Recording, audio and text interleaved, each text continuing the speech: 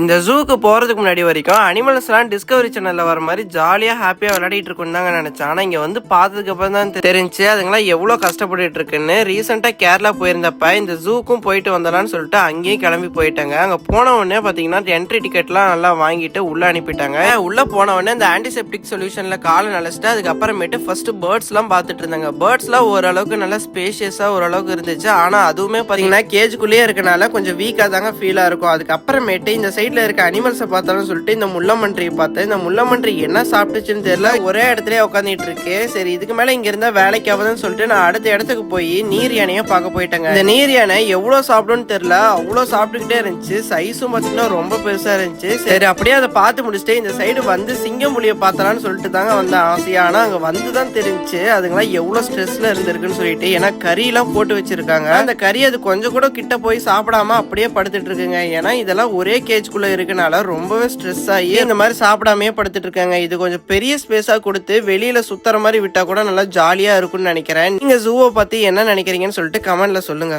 பாய் மக்களே.